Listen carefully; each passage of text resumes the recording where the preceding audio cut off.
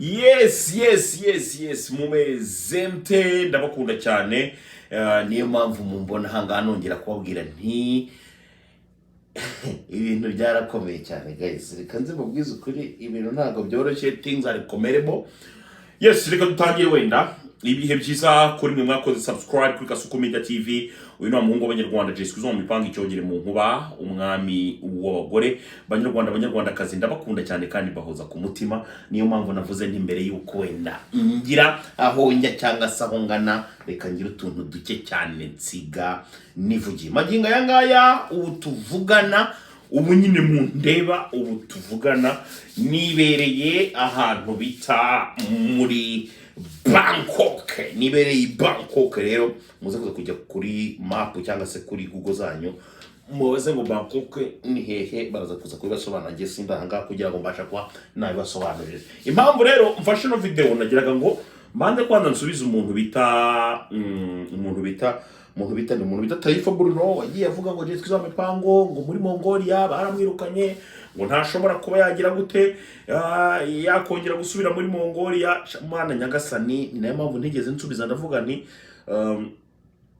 pour les imbéciles par le silence. Ariko nanone kandi hari ukuntu kuri kwivugira ukuri kw'ibintu byose kukajya habona. Hari n'ikindi kigo cy'igitinganye numvise nacyo kibivuga, ikirimo icyitwa jihad nacyo kigeze kugenda kibivugaho. Hari akamayibobo nako kigeze kubivugaho bita ngo ni Tycoon Ndahiro. Ibyo byose ni ibintu n'abantu b'ingegera nagiye numva bavuga ngo Jessica z'amipango yarirukanywe. Ndituriza ndavuga no okay, nta kibazo. One day yewe buriya nkoresha fact cyane kurenza, ni nayo mpamvu wenda abantu wenda bajya banavuga ati Jessica z'amipango reka twitonde dutegereje umunsi nugera azagira icyo yikorera. Rwose ntacyo mbakinze ndetse nta n'icyo mbahisha. Wenda hatagira n'umuntu uvuga ngo nshobora kuba nagiye ngo kuri za Gorilla akaba bajya kwifotoreza Gorilla Hotel cyangwa se wenda n'ahandi. Rebaho nibereye papa, rebaho nibereye. Ndagira ngo nkwereke mbereke hatazagira umuntu uvuga ngo Jessica z'amipango ni ibintu mba mbeshye. Do reba hano ebonye, reba saa iyo ni snow aho hanze. Iyo ngiyo ni iki? Iyo ngiyo ni snow. Yakoreba hano mba nibereye papa yake. Wahabonye hano mba nibereye. Reba ni Marriott bro. Reka wenda tube turetse ibyo ngibyo. Tubiretse. Urumva mba ngerageje no gufata kamera kugira ngo nyizengurutse mbanze bereke ahantu mba nibereye. Ngaho ubu ngubu ngo ni Taifa n'abandi bazagende nabo batwereka aho barara. Oya, bazagende batwereka aho barara, batubwira ati yewe nanjye narindi mu rugendo ndara muri no hotel. Ngenda bikoze ndahaberetse kandi beretse ko ndimo nakoresha tablet ntabwo na kamera. Ni tablet ni ibintu birimo biracaho nyine live direct. Nabo bazagende batwereka ati naraye aha ngaha. Ntushyiremo edit, ufate kujya telefone ubyerekane. Nge ndabibiritse.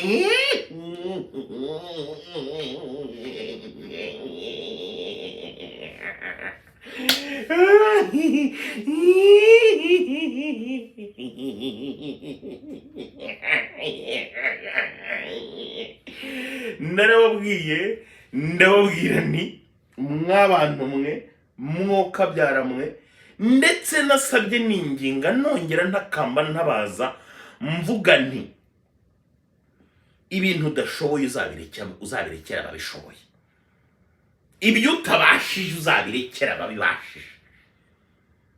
Ntago ari ukwishongora. Ni ibintu mbura nibutsa abantu mbasaba kandi mbinginga mbabwira nti ibyo udashoboye uzabirekera ababishoboye. Nk'ejo bundi mbere yuko nzamuka cyangwa se mbere yuko nza, hari umumotari twaganiriye nawe arambwira ati Jessica z'amipango amakuru dufite mu bamotari nuko uri number 1 mu bantu bakoze content zo kurya, content zo kugabura, content zo guteka, kugeza amaginga yangaya nta numwe gukurikira. Nza noneho nanjye gukora verification nza gusanga n'uwabigerageje wese, n'uwashatse kubirota cyangwa se kubitekereza yarahababariye cyane. guys, ndabizi abantu banjye muba munkurikira cyane, murabizi umunsi ku wundi. Akose bro, reka nze nkwereke. Taifa buretse gato nka Taifa, Jihadi, abo batayikuni n'utundi tubobo twose ku YouTube, umunsi kagiye muri hoteli ihanaguza isume y'umweru igasigara isa gutya, nzahita mva muri ibintu bya YouTube igewe, nzahita mbivamo. Nka Jihadi kubera ko abamaze nk'imyaka 3 adakaraba, uramutse umunyijije isume y'umweru itimera nkaho bayivuruguse mu gitaka cyangwa se kugira ngo ni ingurube zahabyiniye. Uko niko kuri, ntago ari ibintu ngewe nicara ngo mbeshye, ntago ari ibintu nicara ngo mpimbe, uko nukuri guhari. Narababwiye ndababwira n'uyu mwaka 2025 niwo mwaka ngiye ku breakingiramo ama news yose. Narababwiye nti abantu benshi cyane wenda bajyaga bumva ngo Jesus zo mipango hari ukuntu yoroshyamo. Oya, naje gusanga abantu bahungu batoroshyamo. Reka nze mbereke iki gikapu mureba. Iki gikapu ni igikapu cyanjye ntwara ku mugongo. Iki nakiguze $6,000 by'idolari by'amadolari y'Amerika. Ibihumbi bingahe? $6 by'amadolari y'Amerika. Noneho guys, ni kwire original.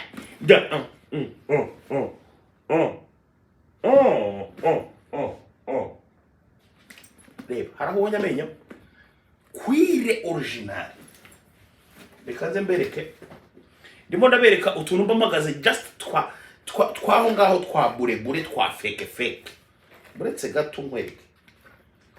Izino ekuteri genda ubaze baza abantu bakubwire ya nama beast. Rebana. Genda ubaze abantu bakubwire we. Genda ubaze abantu bakubwire no marke. Genda ubaze bakubwire. Izi ekuteri zikiza naziguze inote $1,200,000. Yo ni $1,000,000 y'amafaranga y'u Rwanda. Utwo n'utuntu just nigendanira bisanzwe nyine two kugenda niyumvira. Utwo n'utuntu nigendanira bisanzwe ko kugenda niyumvira bisanzwe nyine byo mu nzira. Imashini nkoresha dore ngiye. Imashini nkoresha ndetse ndanze nibereke. Imashini nkoresha ubwayo reba hano ni iyi ngiyi. Sibyo? Singiyi. Dore ni iyi ngiyi nkoresha dore. Kandi nkongera nkakora. Nkongera nkayihindura. Nkongera nkayigarura. Marke yayo ni HP. Aka ni akamashini just umusaza nigendanira ko kugira ngo mbe ndimo ndasubiza ama-email.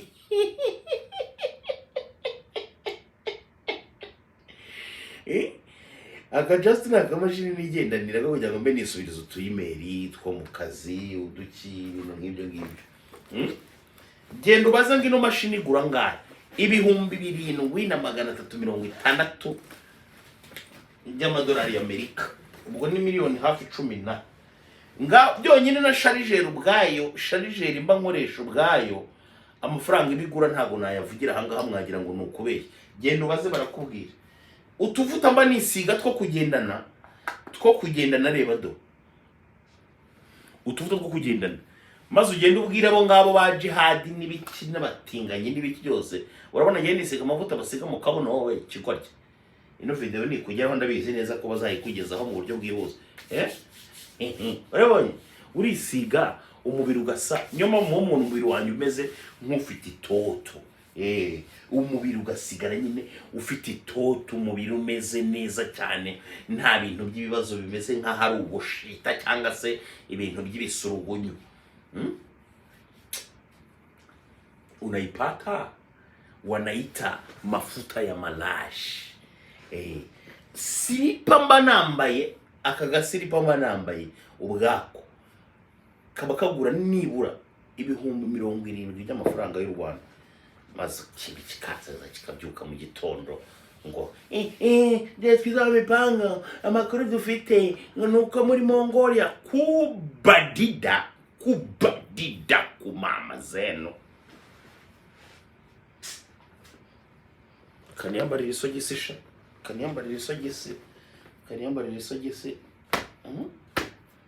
kandi ubwo ndacyari mu rugendo bro, ndacyari mu rugendo, ndacyarimo ndazenguruka. Ndacyarimo nazenguruka dunia, naitembea kama ninavyotaka, kabyara mwesha. Njya numva abantu b'ibigoryi bari aho ngaho, sikiza mipango gutya na gutya gusa. Uko ari uko wenda mba niturije, mba nashaka kuvuga byinshi, ariko uyu mwaka byo munyitege. Umwaka munyitege byo rwose, uyu mwaka n'umwaka wanjye kandi n'umwaka nshakamo ibiceri. Urumva rero nanjye ngomba gukora n'ubundi nkabona ibyo biceri nk'uko namwe mubigenza muvuga ubusa. Uzambwira ubusa nzamusubiza ubundi.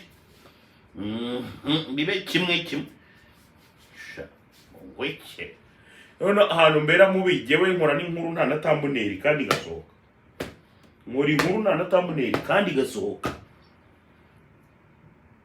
Nk'ubu nta n'ikintu cyadanje ndimo ndavuga. Habe na gato. Ndaza no kuyisora nta natambuneri kandi n'ubundi abantu baraza kuza kuyireba. Uwo ni we Jeswe zo mipango. Uwo ni weje. Unyishinze urabara cyane. Nambara brand zanjye do. Mwabonye umupira wagenda gake? Mwabonye umupira wagenda gake? Wanaita genda gake. Wanaita genda gake. Senze gusa biri aho ngaho abivuga ubusa gusa.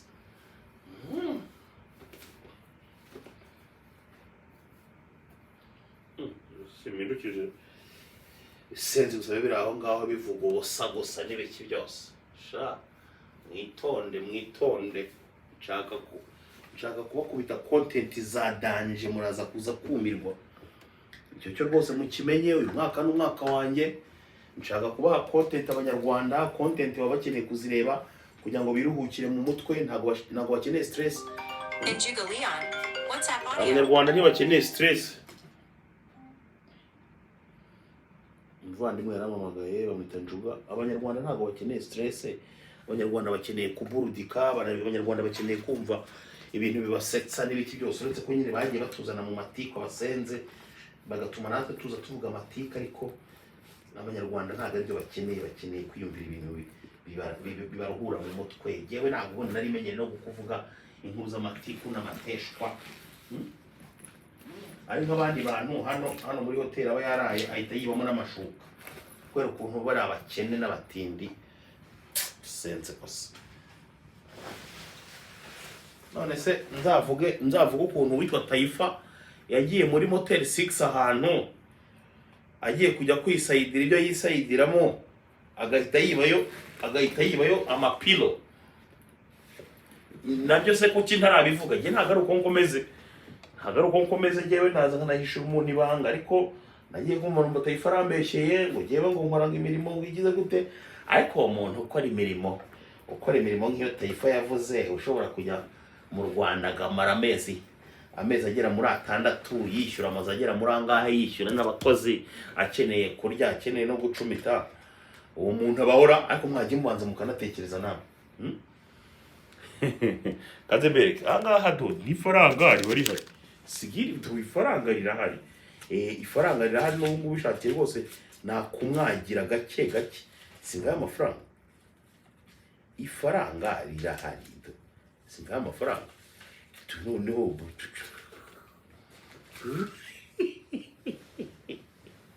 ifaranga rirahari. Yes, ndabakunda cyane mu mbabarire, narimo nditegura hari utunaringiyemo gatoya, nagira gusaba ngenera iminota nka 15 kugira ngo mbashe ko nakishongoramo gakeya, ariko nanone kandi mbabwira ko ibyiza biri imbere. Ubu ngiye gutangira kubakubita content zire za danje, za zindi muba mudaheruka kumva, kandi murakoze cyane.